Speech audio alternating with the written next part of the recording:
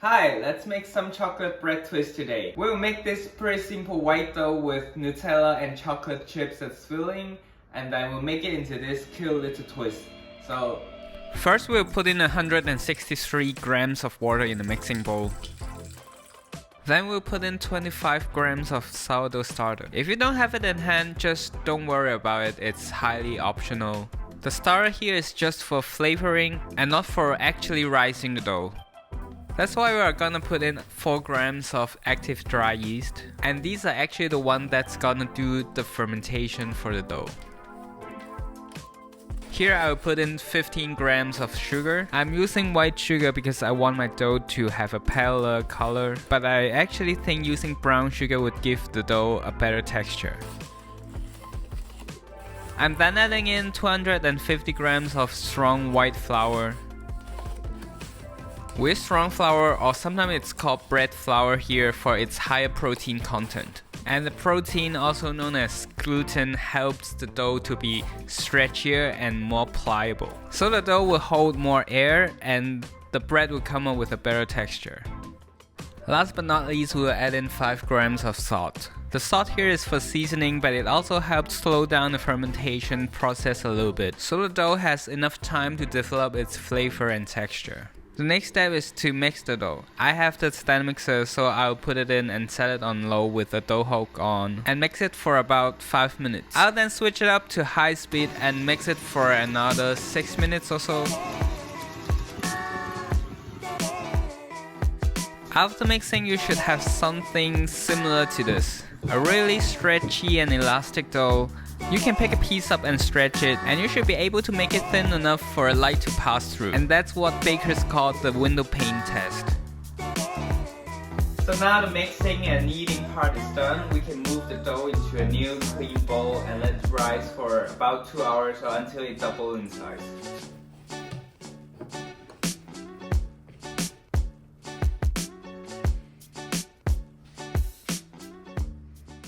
After around 2 hours, the dough is now ready for shaping. We'll now move the dough from a container to a work surface, shape it into a little ball and let it rest for around 15 minutes. After about 15 minutes, we are now gonna roll the dough out into a large rectangle.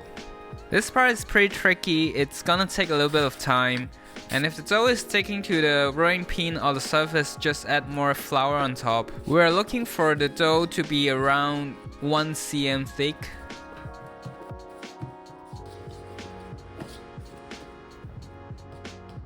Once you got your big rectangle, we can now spread your Nutella onto the lower half of the dough.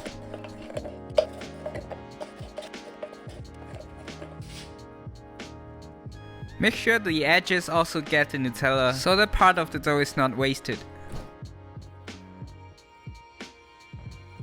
We'll then sprinkle some chocolate chips on top. I use dark chocolate here so the whole thing is not overly sweet.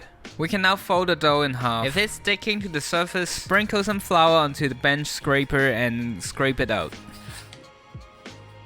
Now we're gonna flatten out the folded dough a little bit. And next we're gonna cut the dough into strips, but I'll first draw a light mark on the dough with my scraper so each strip has a similar size.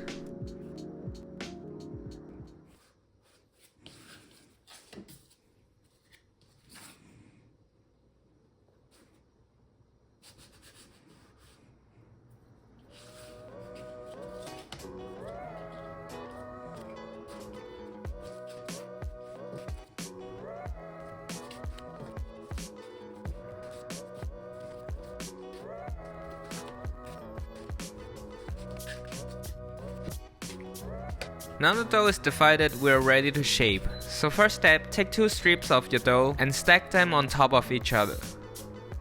Now hold both ends of the stack and stretch them outward. Next, roll the dough with left hand rolling upward and right hand rolling downward. When you feel like the dough is too tight to roll anymore, lift both ends of the dough up, and with the tension built inside the dough, it should form a braid by itself automatically.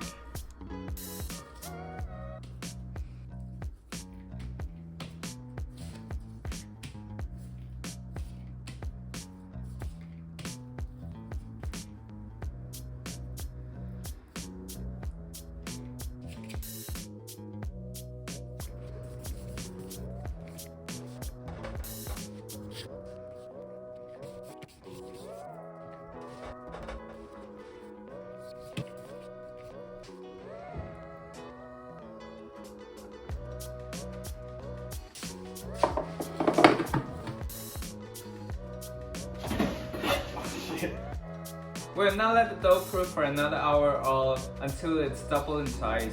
And then we'll do a little egg wash and then put it in the oven. For the egg wash, I will add a splash of milk into an egg and beat it up.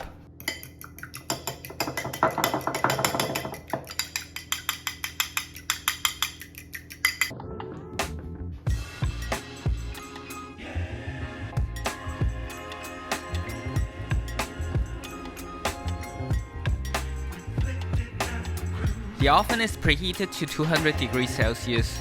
Bake them for around 12 minutes, or longer if you want a darker color on it.